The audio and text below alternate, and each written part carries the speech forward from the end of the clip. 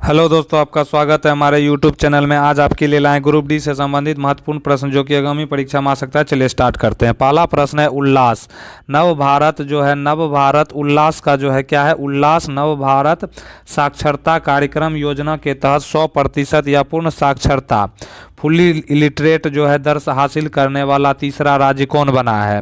तो उल्लास के तहत जो है नव भारत साक्षरता कार्यक्रम के तहत जो है 100% साक्षरता प्राप्त करने वाला राज्य, तीसरा राज्य जो है कौन बन गया है? तो यह त्रिपुरा जो है तीसरा राज्य जो है यह बन गया है। नेक्स्ट इसमें आता है उल्लास। उल्लास का जो है पूरा नाम जो है understanding life long learning for all in society है। उल्लास का फुल फॉर्म क्या होता है? Understanding life long learning for all in society. Ullas मतलब नव भारत साक्षरता कार्यक्रम एक केंद्रीय प्रायोजित योजना है जिसे 2022 से 2027 तक मिशन मोड में चलाया जा रहा है। यह राष्ट्रीय शिक्षा नीति 2020 के अनुरूप केंद्र सरकार द्वारा प्रायोजित योजना है। इसका उद्देश्य 15 वर्ष और उससे अधिक आयु के अशिक्षित युवाओं और वयस्कों को मूलभूत साक्षरता, संख्यात्मक ज्ञान और जीवन उपयोगी कौशल से सशक्त बनाना है। राष्ट्रीय मानक के अनुसार 15 वर्ष से अधिक आयु के लोगों में 95% साक्षरता दर को पूर्ण साक्षरता माना जाता है। नेक्स्ट आता है इसमें उल्लास योजना के अंतर्गत पहले राज्य के रूप में मिजोरम को पूर्ण साक्षर घोषित किया गया है। उसके बाद गोवा को दूसरा राज्य घोषित किया गया है और 23 जून 2025 को त्रिपुरा को तीसरे राज्य के रूप में पूर्ण कार्यात्मक साक्षर यानी फुली लिटरेट घोषित किया गया है। चौथा राज्य जो है कौन हो गया है? तो हिमाचल प्रदेश हो गया है। और पहला केंद्र शासित प्रदेश जो है यह कौन हो गया है? तो लद्दाख जो है हो गया है। नेक्स्ट प्रश्न आता है इसमें 2025 का महिला अंडर 19 विश्व कप किसने जीता है? तो 2025 का महिला अंडर 19 विश्व कप जो है यह किसके द्वारा जीत लिया है? तो यह भारत के द्वारा जो है जीत लिया गया है। किसको हराया था? तो दक्षिण अफ्रीका को जो है हराया था। इसमें जो है आता है 18 जनवरी 2025 से 2 फरवरी 2025 तक आईसीसी अंडर 19 महिला T20 विश्व कप 2025 मलेशिया में आयोजित हुआ था। टूर्नामेंट में कुल 16 टीमों ने भाग लिया था। फाइनल मुकाबला बायू एमस ओवल स्टेडियम पंडामारन क्लैग मलेशिया में जो है खेला गया था। भारतीय महिला क्रिकेट टीम ने फाइनल में दक्षिण अफ्रीका को 9 विकेट से हराकर लगातार दूसरी बार जो है खिताब जीत लिया था। भारत की गोगादी त्रिशा को फाइनल मुकाबले में प्लेयर ऑफ द मैच जो है चुना गया था। भारतीय महिला क्रिकेट टीम की कप्तान निक्की प्रसाद थी। कौन थी? तो यह निक्की प्रसाद जो है भारतीय महिला क्रिकेट टीम की कप्तान थी। नेक्स्ट आता है इसमें नाइजीरिया ने अंडर 19 महिला T20 विश्व कप में पहली बार भाग लिया और ग्रुप चरण में न्यूजीलैंड पर जो है आश्चर्यजनक जीत हासिल किया। मलेशिया और सामोआ ने भी पहली बार इस विश्व कप में जो है भाग लिया था। मैच टोटल जो है 41 मैच खेला गया था। प्लेयर ऑफ द सीरीज जो है इंडिया की जो है गोगादी त्रिशा को दिया गया था। मोस्ट रन जो है इंडिया से गोगादी त्रिशा 309 रन जो है इन्होंने बनाया था। मोस्ट विकेट जो है इंडिया वैष्णवी शर्मा को जो है दिया गया था। नेक्स्ट है टेस्ट क्रिकेट ए हिस्ट्री पुस्तक के लेखक कौन है? तो टेस्ट क्रिकेट ए हिस्ट्री की पुस्तक के लेखक जो है टिम विगमोर और जो है फ्रेडी विल्डे है। कौन है? टिम विगमोर और फ्रेडी वाइल्ड जो है। टिम विगमोर द्वारा Test Cricket A History William Hill Sports Book of the Year award shortlisted किया गया था। मतलब कि टिम विगमोर द्वारा जो बुक लिखा गया था टेस्ट क्रिकेट ए हिस्ट्री, उसको जो है sports Book of the Year award में जो है शॉर्टलिस्टेड किया गया था। नेक्स्ट क्वेश्चन आता है इसमें शैवाल यानी कि अलगी में यदि अधिक मात्रा में पोषक तत्व जैसे नाइट्रोजन और फास्फोरस तथा जल मिलाया जाए तो मुख्य रूप से कौन सी क्रिया होती है? शैवाल में यदि अधिक मात्रा में पोषक तत्व होने लगेगा जैसे नाइट्रोजन और फास्फोरस तथा जल मिलाया जाने लगेगा तो उसका जो है क्या हो जाएगा? तो उसका जो है यूट्रोफिकेशन यानी शैवाल प्रस्फुटन हो जाएगा। यूट्रोफिकेशन या एल्गिल ब्लूम जो है होगा। तो ऑप्शन जो है इसका बी आंसर हो जाएगा। नेक्स्ट इसमें है, जब किसी जल निकाय, झील, तालाब, नदी में नाइट्रोजन और फास्फोरस जैसे पोषक तत्वों की अधिकता हो जाती है तो शैवाल बहुत तेजी से बढ़ने लगते हैं। इस अत्यधिक शैवाल वृद्धि की प्रक्रिया को यूट्रोफिकेशन या शैवाल प्रस्फुटन, अलगल ब्लूम जो है कहा जाता है। नेक्स्ट क्वेश्चन इसमें आता है, नेफ्थलीन के जलने पर किस रंग की ज्वाला उत्पन्न होती है। तो नेफ्थलीन के जलने पर जो है किस प्रकार का, तो नेफ्थलीन जो है उसमें कार्बन की मात्रा ज़्यादा होती है।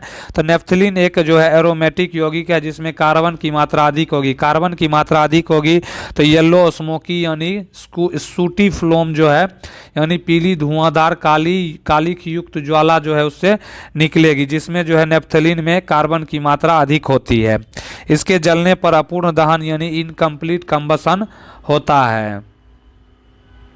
अपूर्ण दहन से कार्बन के कण यानी कालिख बनते हैं जो ज्वाला को पीला और धुएंदार बनाते हैं। इसीलिए नेफ्थलीन जलने पर येलो स्मोकी यानी सूटी फ्लेम यानी पीली धुआंधार कालिख युक्त ज्वाला देती है।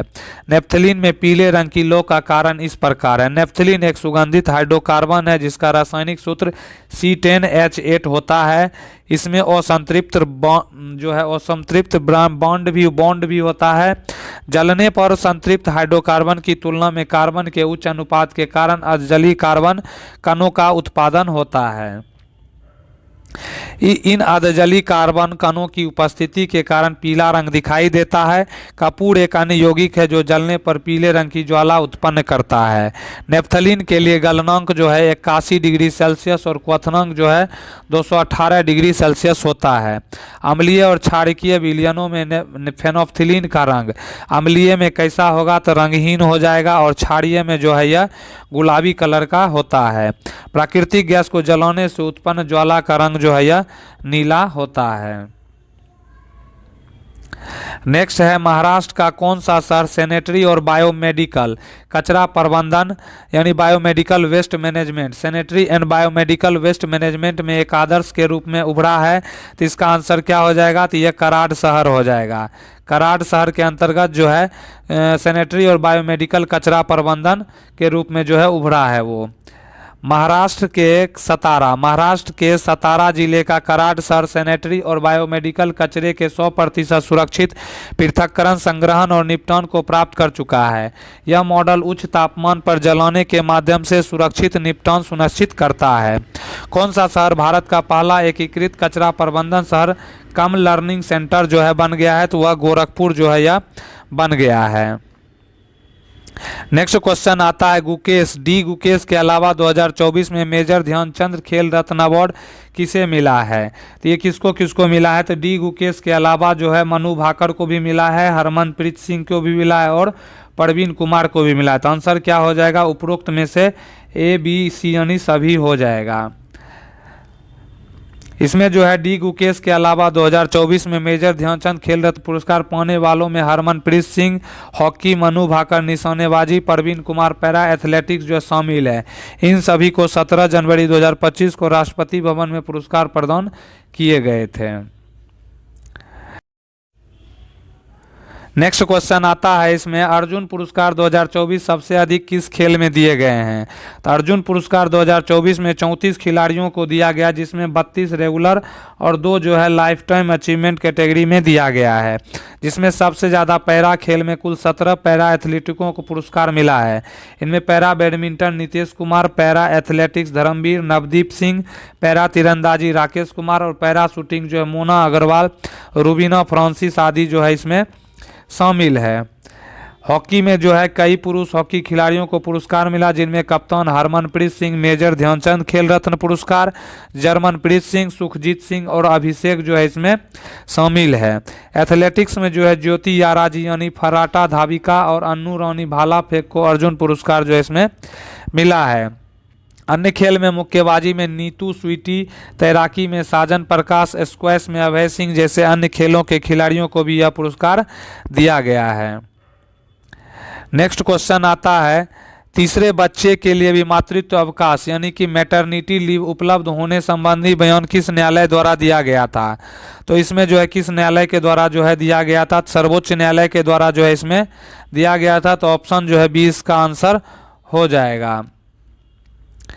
नेक्स्ट है इसमें तीसरे बच्चे के लिए मातृत्व अवकाश उपलब्ध होने का कथन भारत के सर्वोच्च न्यायालय ने के उमा देवी बनाम तमिलनाडु सरकार एवं अन्य के मामले में 23 मई 2025 को दिया था।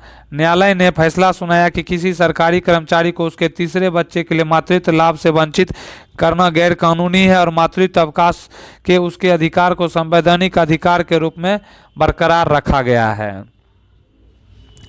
नेक्स्ट क्वेश्चन आता है, भारत में मौसम पूर्वानुमान 6 दिन या किसी भी अवधि के लिए मुख्य रूप से किस संस्था द्वारा बनाया जाता है? तो भारत में मौसम पूर्वानुमान 6 दिन या किसी भी अवधि के लिए मुख्य रूप से जो है ये किसके द्वारा, तो जो है भारतीय मौसम विभाग द्वारा जो है IMD इंडियन मेट्रोलॉजिकल डिपार्टमेंट के द्वारा, यानी भारतीय मौसम विज्ञान विभाग के द्वारा जो है 6 दिन या किसी भी अवधि के लिए मुख्य रूप से जो है बनाया जाता है।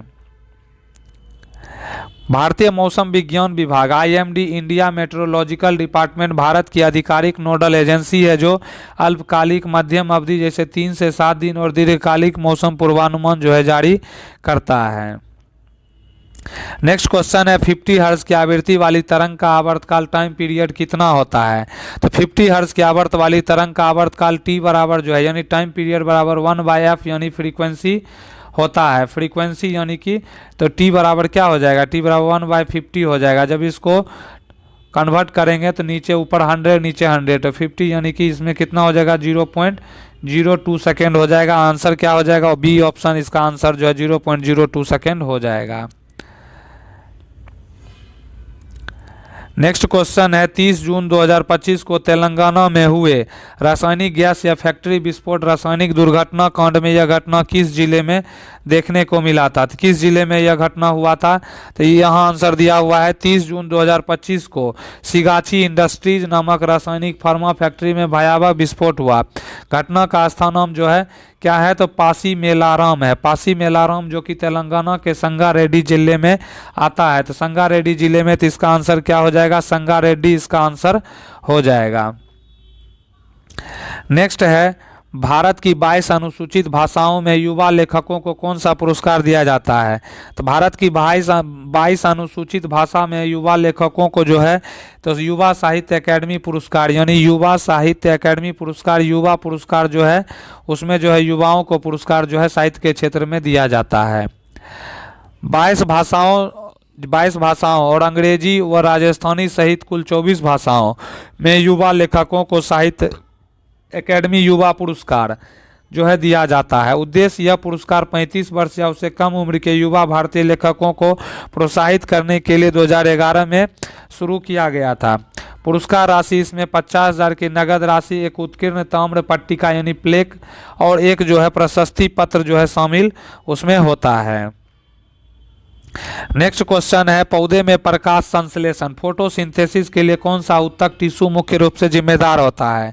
तो पौधों में प्रकाश संश्लेषण के लिए कौन सा उत्तक जो है, तो इसमें जो है क्या होता है, तो पैरेन्काइमा जो है होता है। क्या होता है, पैरेन्काइमा उत्तक जो है इसमें पर फोटोसिंथेसिस के लिए जो है मुख्य रूप से जिम्मेदार होता है। इसमें जो है प्रकाश संश्लेषण जो है मुख्य रूप से पत्तियों के मेसोफिल उत्तक में होता है जो पैरेन्काइमा उत्तक का ही एक विशेष प्रकार है। पैरेन्काइमा कोशिकाओं में हरित लवक क्लोरोप्लास्ट पाए जाते हैं जिनमें प्रकाश संश्लेषण की प्रक्रिया होती है। जाइलम जल एवं खनिजों का परिवहन करता है। फ्लोएम भोजन का परिवहन जो है इसमें करता है। कोलेनकाइमा पौधों को यांत्रिक सहारा देता है, न कि प्रकाश संश्लेषण का सहारा उसमें देता है। नेक्स्ट क्वेश्चन है, क्रियाशीलता श्रेणी। क्रियाशीलता यानी कि रिएक्टिविटी सीरीज में निम्नलिखित में से मध्यम स्थान पर आने वाला तत्व कौन सा है? तो मध्यम स्थान पर कौन सा आता है? सोडियम पोटेशियम, यानी पोटेशियम शुरू में आता है, सोडियम उसके बाद आता है, पारा जो है इसमें भी आता है। तो लोहा जो है इसमें क्या हो जाएगा, लोहा जो है मध्यम स्थान पर आता है। तो इसका आंसर जो है सी इसका आंसर हो जाएगा।